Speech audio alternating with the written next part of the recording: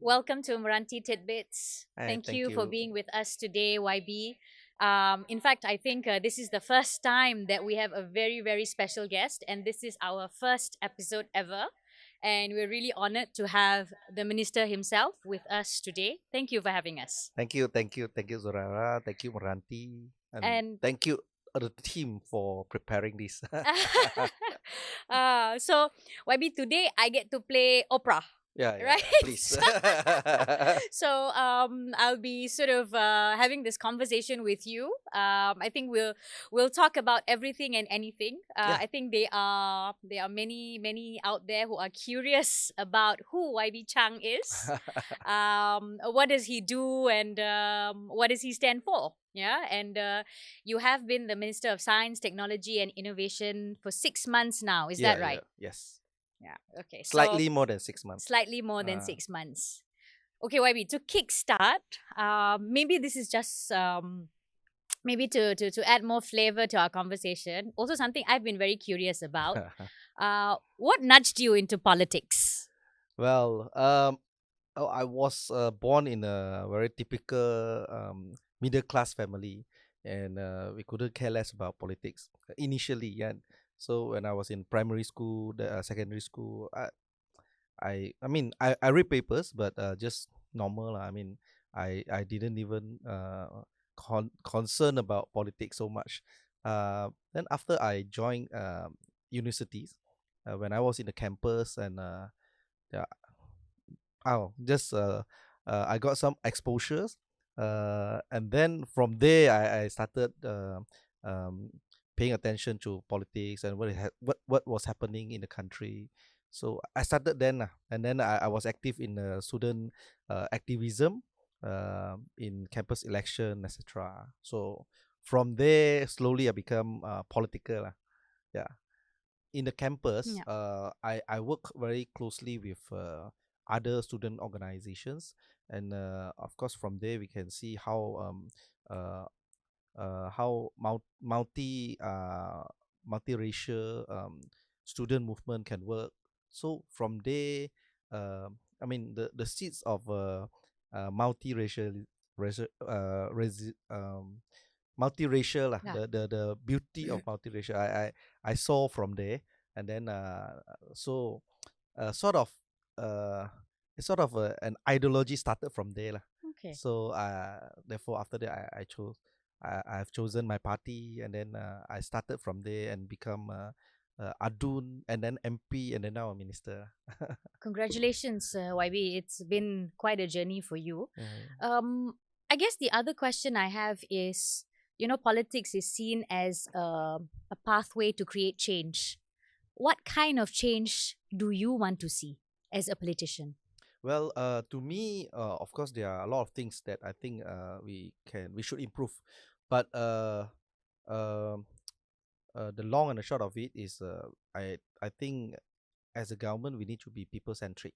So whatever policy we are talking about, whatever technology we are talking Yeah. about, we need to be people centric, so that people can feel Yeah. the so-called improvement you have made to the country. So no matter you are in which party, no matter your, I mean, not your whatever your ideology is, but I think people centric is the most important thing that I would like to bring to the country. Oh, that's very interesting.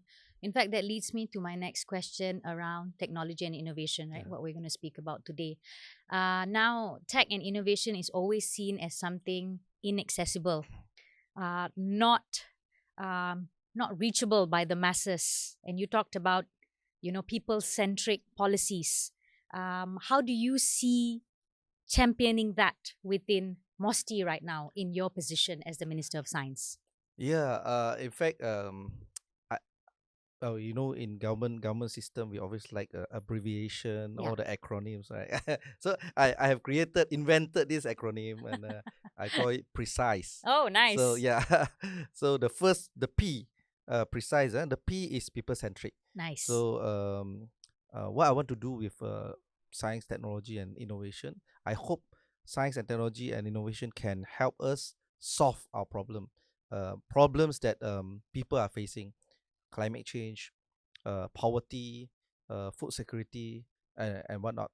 So I wish that I mean the people centric part, we can help to solve, I mean, or mitigate some of these issues by using technology.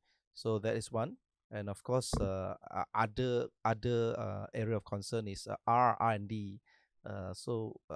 We hope we can do. I mean, when people centric, we hope we have technology adoption in improving our life, not necessarily cutting edge technology, but it could help us to improve our daily life.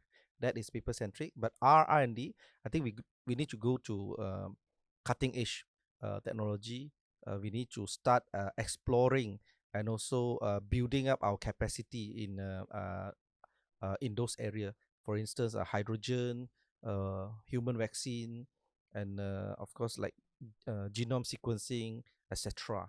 So that is R, and then E is enculturism, enculturation. Yep. That is how to uh, how to promote science, technology, and how uh, one very important aspect is STEM education.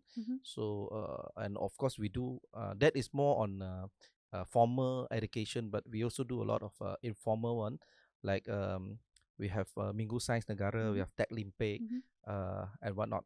So those are the areas that I would like to focus on. And then also, what is that, precise, or The C? C. C is capacity building. Nice. Because a lot of people are there, a lot of debate is ongoing. Some says technology is taking away our job, humans job. In fact, I don't see it that way, because I think technology is helping us to cut down or to reduce those labor intensive job. But at the same time, we are also creating more jobs. But those new jobs, maybe they need new skill set. Yep. Therefore, we need to have a capacity building. So we need to have courses like need to train like AI, well, not necessarily expert, but people who knows AI, people who can do coding, people people who knows how to operate a system, IoT system, etc. So I think that is capacity building. Then of course the other one is investment, technology related investment. But this is quite straightforward lah. Basically, we would love to attract technology driven or technology intensive investment into Malaysia. So and then the other SE is startup ecosystem. So of course, I mean, MRANTI has been doing very well in this, and of course our other agencies also. We are trying to help startup, and also we are trying to build a conducive ecosystem for startup. So these are the areas that I would love to focus in. I love it. Precise. Yeah. Oh, great. Do you have a timeline to this, or is this something that you intend to carry through the ministry? Well, of course I would like to carry I mean through my, at least my tenure lah, Sure, as a sure, minister. sure. But like R&D Yeah. is something long term, Okay. or at least mid term. Okay. So I would love to see continuity in this area lah, R&D. Other than that, I would like to see it happen within my tenure. Love it, love it. You're an engineer yourself. Yes, yes. Right? I was. You you want to tell us a little bit about your engineering journey? Because at the end of the day, I think you talked about solving challenges for the country through science, technology, and the engineers, innovators, inventors are the ones that are capable of creating solutions that would address these challenges. And you came by that path of engineering. So maybe tell us a bit about what led you to it. Okay. I think first of all, I would like to congratulate Rakyat Malaysia for not having a lousy engineer in practice. Well, but engineering, I think engineering gives me some advantage. I would say, not like uh, very much, but at least give me some advantage. At least it is a science stream, and uh, and it helps me to understand better Of how course. science work. You see, when I was first appointed, um, I spent quite some time to understand everything that is happening in the ministry lah. And I think my science background helps.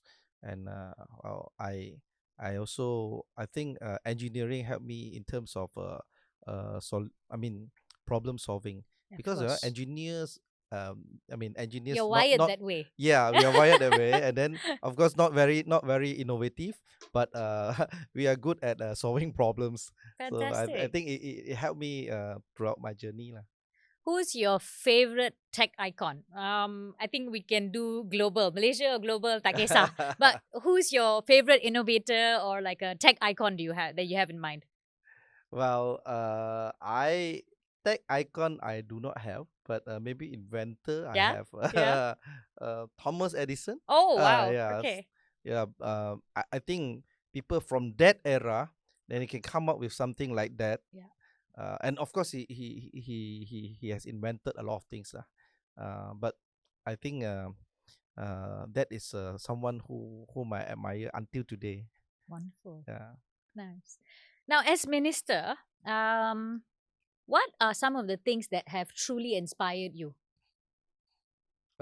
Okay, I would say although quite a short period of time, but I would say talents, Yeah. and those, I mean, the talents that I have seen so far in the ministry, I really uh, well, I admire them, and I really appreciate, and it really inspired me, because I didn't know about their existence. You see, before I was appointed, and I always think the technology wise, uh, I mean, other country must be more advanced than us. But when I look at what is happening in the country, and when spoke to the scientists, I spoke to the all the professors, academics. Well, I think they are good in their areas, and not only that, not only scientists and academics, but also innovators. Well, we have seen a lot of good innovation Mhm. in our Minggu Science Negara, and no, and even like Innovaton, no? We are doing one Yes. TV Correct. reality TV show, Correct. right? Correct. The Innovaton. I really I feel very um uh surprised lah, I would say, not shocked, but surprised. Well, we are doing so well. I mean, a lot of things are happening within the system. There are good innovators in, you see, for instance, JKM, in Bomba, in what the Air Force, um, and also JPAM. So I think we have a lot of good talents, and our job, our responsibility is to find them, and then we groom them. Wonderful. But YB, on this particular topic, and it's widely discussed even in government, private sector. Malaysia, we face the tech brain drain. Yep. Um, and this is not something that's just faced by the MOSTI ministry. I think it's government wide. What do you think we can do collectively to stop this tech brain drain? I think, of course, people think the main factor is salary, Correct. but I do not think so. Maybe salary is part of the factor, part of the factors, but it's not solely because of salary. I think it's the ecosystem, Mm. and also people do not see prospect. Yeah. Sometimes you see, I take tech for instance. You see, um, when you are trained in certain area, technology, but people only see like, okay, we can only go to A, B, or C Mm. company, Mm. because there are only that Mm. many in the market. Yeah. So if I were to go to other countries, maybe I have better prospect, or I have more choices. So this is something that we need to work on. I say, for instance, if we have tech graduates, graduates who are good, high skilled lah, high skilled graduates. Not much choice they have in Malaysia, because the technology adoption is quite low at the moment in the industry. Well, I don't blame anyone, but I think before this we are only looking at FDI, and we are only looking at amount. We didn't really look into what kind of industry they are that came to Malaysia. So eventually, not eventually, but then it ended up like too many labor intensive industry in the country, and then the technology adoption level is also low. So there is no demand for a high skilled worker. So we always say we have manpower shortage, but the manpower shortage is mainly labor intensive jobs. So I think we should change this lah, and it will take time, of course, but we need to start somewhere. You see, we need one. Of course, we need to get more technology driven industry to come into Malaysia, so that the demand for high skilled workers will surge. Then secondly, I think we also need to accelerate the technology adoption in conventional or traditional industries.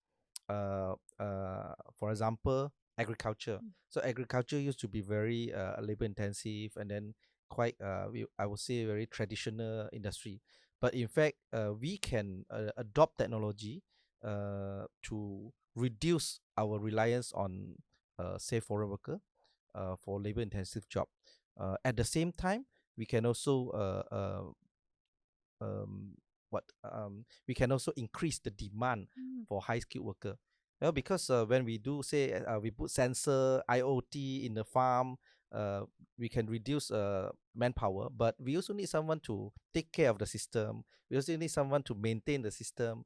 So by doing this, by adopting technology in traditional areas, traditional industry, yeah, we can hit two birds with one stone. Uh, on one hand, we can reduce the reliance on manpower. On the other hand, we have to uh, increase the demand for high skilled workers. So we need to do that. We need to do that. But of course, it takes time because it not only government. You can't rely solely on the government, but also a private sector have to play a role. Oh, you're absolutely right. You're Mm. absolutely right. And I love the way you put everything into context, and it's clearly a long term effort. And it's not just the government's job. Yeah. Yeah, So again, we've got many initiatives, and you've also been a big proponent of working with private sector, YB. yeah, yeah, Um, Now, private sector aside, you also spoke about technology adoption. Today is a very important day because we also launched my STI. yeah, yeah. Maybe YB wants to speak a little bit more about MOSTI's effort to promote technology adoption Mm. within the government first, and then hopefully private sector will then take on. Yep. Yeah. Yeah, maybe I give some Sure, background sure. because after I become minister, then I have town hall, then I have uh, talks with startups, technology related. So a lot of them, they are complaining about not so much about not getting grant, Mm-hmm. but they are complaining about the uh, adoption of homegrown technology within the government. So they always say, well, we can't get a single opportunity in the government procurement, because they always go for MNCs, those big boys in the market. So small startup, and then they don't have economic of skill. Of course, I mean, they say our price won't be competitive. That is for sure. But I think government needs to do something to help our homegrown technology, because a lot of them, they couldn't get any opportunity in the government procurement system. Then they have to go to other countries. That's right. So some of these startup, they flourish in other country. Then only they come back. So I think it's a waste of time and also waste of talent. You call Uh, it the boomerang. yeah, boomerang. Yeah, boomerang. And it is quite sad. In fact, quite sad because some of them when they go overseas, then they will stay there. And then that is the brain drain. So we are trying very hard to uh, I wouldn't say solve but mitigate the problem to close gap. So one of the initiative is what we launched today, Yeah. My STI.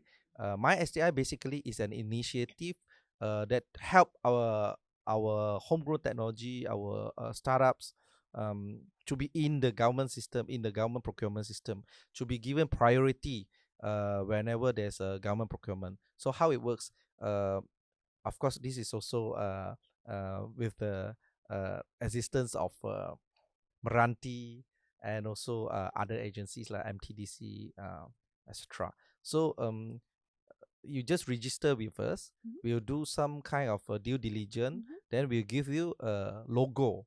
That's a My STI logo. Mhm. With that logo, we'll put all the companies into an inventories. Mhm. Then with that logo, you will be given priority in government procurement. So far we are doing pilot project. I mean, we just launched today. Yeah. We are doing pilot with 10 ministries, Okay. and we hope uh we in 2 years time, this project is a 2-year project. So in 2 years time we hope we can register like 477 products or company into that inventory, and we hope at least 50 of them can be taken up by the government agencies or ministries. Yeah. Interesting.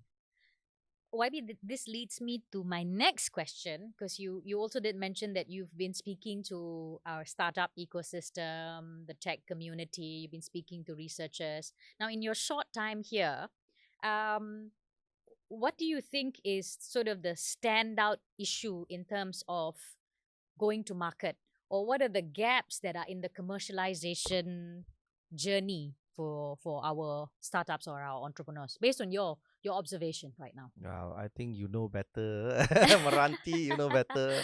But my own Yeah, observation. Well, I think well, one thing is access to market, of sure. course. Uh, Therefore, we have this initiative of My STI. Correct. But also, I think visibility is also very low, Mm, especially mm, well, science community or tech community. We know the existence of some correct. startups, but if you talk to people on the street, I think most of them they don't know. Even if you go to, even if you go to schools, you ask them who is the best scientist in Malaysia, they might not know. Yeah. I think uh,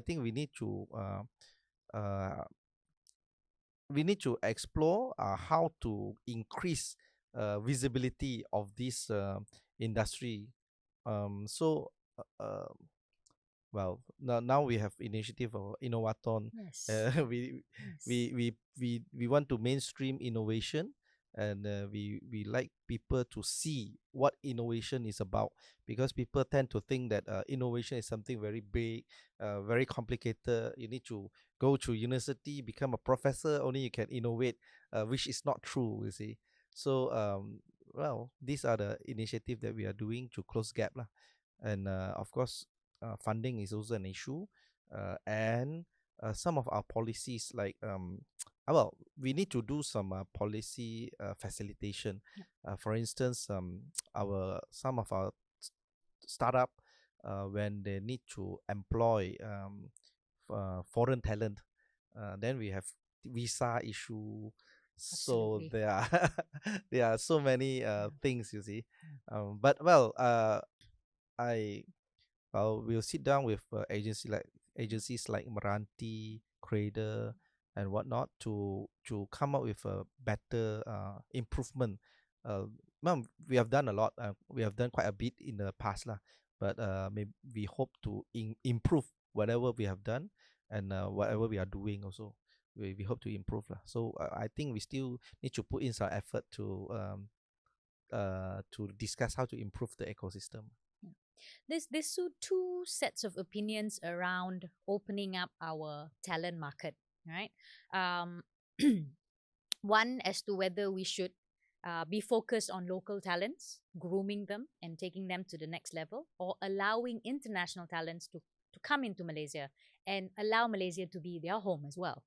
Um, I personally think there should be a balance. But YB, to what extent should we push this? The opening up of our talent market. And Uh, how do you think it will affect our local talent? mm, I think we should strike a balance. Yeah. Uh, but we should be more open also, because in the tech world, Yes. it's rather borderless. In fact, Correct. so Correct. we should allow the I mean the influx of talents. I think we should welcome that, Okay. but at the same time, we should also train our own talent to be more competitive in the Absolutely. international market.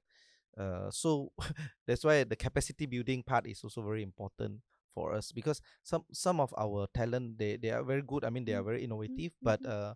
in terms of competing Yeah. with international, or because we are quite amateur in that sense, right? So we need to have more capacity building lah. But of course, I myself think uh, we should help our um, um, local innovators, but at the same time, we can't be too protectionist lah. We can't be too protectionist lah. So we need to open up, but at the same time, we need to help them to like upskill our own talents, to upskill. Is this something that you will champion? Yeah, of course. Okay. This is part of my precise. Okay. Okay. This is Okay. the one of my focus areas. Interesting. Interesting. And I think along with that comes um, openness or willingness to also expand our funding or support to our local entrepreneurs, because that would get them to the level required for foreign entities to come in and take them on, right? And funding is a big Yeah. hot topic lah, YB, right? You go to anyone, the first thing they will tell you is touch good weight. Um, but you did say earlier that funding is not the main thing, or Not grow the it, only not thing. the only thing. Sorry about that. Yeah, Yeah. so not the only thing, but it's also very important. Yeah. How do you see MOSTI playing a role in enabling this increase of funding? Uh, well, there are two fundings that we Yeah. need. One is on R&D. Yeah. The other one is on startups. Yeah. In fact, we have been telling Mm-hmm. our colleagues. I've been telling our colleagues Yeah. in the cabinet Yeah. that we are not spending enough in STI. Yeah. Yeah. Because our good, I mean, Mm. our government expenditure on R&D is on a downward trend. Right. So but the good thing is Prime Minister acknowledged this. Mm-hmm. Prime Minister, he himself is very concerned about it, Okay. and he well, we are fortunate because he is also the finance minister. Yes. So he has already made it a point. He said, I will increase government expenditure on R&D. So he said already instructed MOF to increase. Yeah, yeah. That was his exact sentence. Are we He expecting a huge jump this year? Well, I don't know. I don't know. but Well, but we surely hope so. yeah, yeah, yeah. Then of course, on the other hand, we cannot rely entirely on the government, because Sure. we also you see, resources is scarce. So we need to we can't have a very unrealistic expectation also. So the other initiative is Malaysia Science Endowment. So we also hope that we have a matching grant uh, apart from the government, but the other half from the industry, from our international partner, etc., so that it could help to raise more fund for R&D. And then secondly is on a startup. Mm. Startup, of course, our fund is always small, but we hope to raise and match with other, like VCs or private sectors, so that we could link startup and industry up, so that we can have like at least a matching lah. The I don't know about the the ratio, but at least we can help to raise more fund for the startup, because we can't rely entirely on the government. As I say, resources is scarce, and then well, we won't have enough to spend, right? There's always not enough, so we need to think of other ways. And I think the good way is to link those VC or private equity or angel investors up with the startup, to help them. I mean, I think we have not been doing enough in engaging all the partners. So I would love to explore in this area lah. Fantastic. So, while we speaking of talent, funding, ecosystem, would give rise to the question around the kind of industry you think at this point that requires disruption. Which industry do you think would benefit the most with the entry of science and tech right now? Well, I think those traditional industry, like well, I have mentioned agriculture Yeah, just now. yeah. I think agriculture is one industry that with technology, it will really disrupt the entire industry. So we need to put in more effort in this industry lah. I mean, just to help them to adopt technology. I really think that it would have a really big disruptive effect in the industry, not only on manpower but also on the yield and also on the quality of the products. So I think agriculture is the industry that, yeah. Speaking of industries, technology, science, it's really a huge thing. It's all encompassing. It's nationwide in that sense, and I do not believe that it is just the role of MOSTI. Yeah. Right. It is to be done by multiple ministries. So, who do you think is your closest ally in terms of pushing technology in a big way for the country? We leave MOF aside because without MOF kita tak boleh jalan. But in terms of an enabling ministry, for that matter. Yeah, in fact, there are quite a number. Yeah. Not only one or two, because for instance, when we say we need tech talent, Yeah. so we need to start from young. Okay. So STEM education is very important. So we need to sit down with education ministry, and also higher education ministry, so that their syllabus can fulfill the need of the industry. So but not only, but that is not enough, because that is only on the education part. But also in the industry part, investment part, we have to work with MITI. For example, we are expecting more EV manufacturers to invest in Malaysia. So we have this EV joint committee, which is led by MITI, but of course MOSTI is part of it. Sure. So that is on the investment part. And in capacity building part, we have to work with human resource, Ministry of Human Resource, so that we can have training facilities, and also we can have more like training that can suit the industry more. So there are quite a number. And also in terms of hydrogen, we need to work with hydrogen economy. We need to work with NRECC, who is in charge of energy. And also we need to work with Ministry of Economy, because they are in charge of this energy transition plan. So those are the ministries that we need to work very closely with lah. So you would agree that the science technology agenda is something of the whole of government approach, if you like. Yeah, exactly. So it has to be looked at collectively, holistically, and it needs to be ranked your top three, I suppose, right? And also, I think with the recent establishment of the National Science Council, we recently had the Prime Minister chairing the National Science Council as Yeah. well. Do you foresee this to be a platform to push our issues, policies that is required to catalyze the ecosystem? Do you foresee the National Science Council being able to do that? Yeah, I mean definitely because that is the main task of Yeah. National Science Council. In Okay. fact, so that is the platform that we can push our agenda, Okay. especially on science technology, lah. Okay. And uh, being chaired by the Prime Minister, I think it gives a lot of weightage to that council, lah. Okay. Yeah.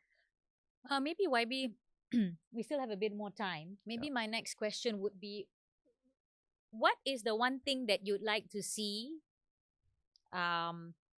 MOSTI doing within the next 1 year, so to speak? The one thing that you have in mind right now that you want to see it done within the next 1 year. Okay.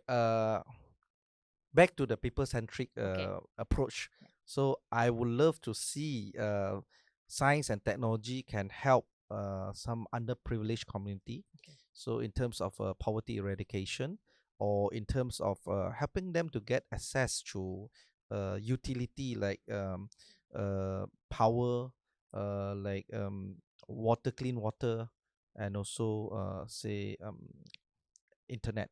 So that is the one thing that I would like to see in 1 year lah. That's interesting. At least we can have a few projects. Pilot is okay. So at least we have few projects to help people with technology. You've met many innovators. You've seen many startups, projects. Do you have a favorite? Do you have something that a project that you've seen, or an entrepreneur that you've met that's stuck to you? Well, yes, but well, I wouldn't say their name. Yeah, sure. We Uh, don't go into the names, yeah, but the but project in yeah, itself. the project itself. I'm very impressed with a few projects Yeah. that can help the underprivileged Okay. community lah. Right.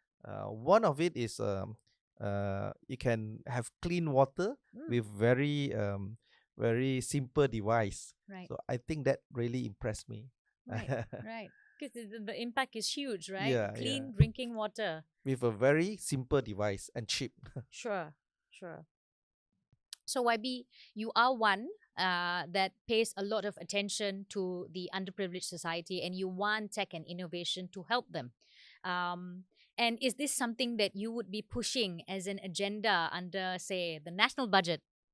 Yeah, definitely. Of course. I mean, Because the budget is within the next 2 or 3 months, right? there are so many things Yeah. I like to push Yeah. in the Yeah. national budget. But of course, this is one of the things that one of the main concern, and this is one of the main things that I would love to push. Okay. So that the coming 1 year we have enough budget to do these projects. Wonderful. Wonderful.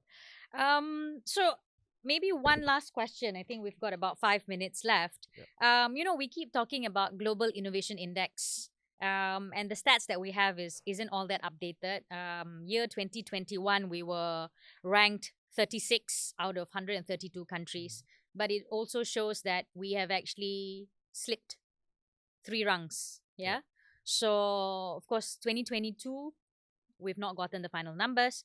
But what do you see MOSTI's role being in elevating our Global Innovation Index? One. Secondly, is it even important?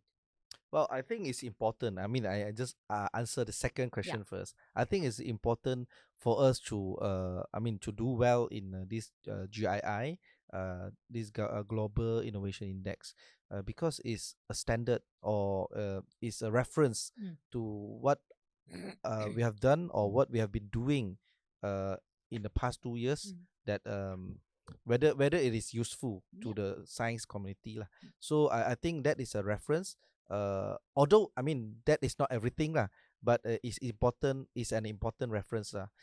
So I think it's very important for us to make sure we are at a good rank. So to answer the first question, I think there are a few factors that we can improve. First of all is government spending, the government expenditure in R&D. So that one can be done. Yeah, of course, with agreement with the Minister of Finance lah. Sure. Then secondly, private sector also need to play a role, because not only government expenditure they are looking at, but they are also looking at private sector contribution in R&D. So unfortunately in Malaysia, a lot of industry, they are not putting enough effort, or they are not putting enough resources in their R&D. So we need to increase that, because that is also where they are looking at, not only government expenditure but also the private expenditure. We call it BERT. So that is also important, and then we need help from the industry. And also I think in terms of education, in terms of this science technology, science stream lah. Yeah. That is where we need cooperation from the education ministry lah. So there are a lot of indicators that we need to work with other industries and also other ministries. So this is also where we want to work on. We want to put our effort in, because it's an important reference for us, at least for MOSTI lah. But at the same time, I think we also need to start creating our own index.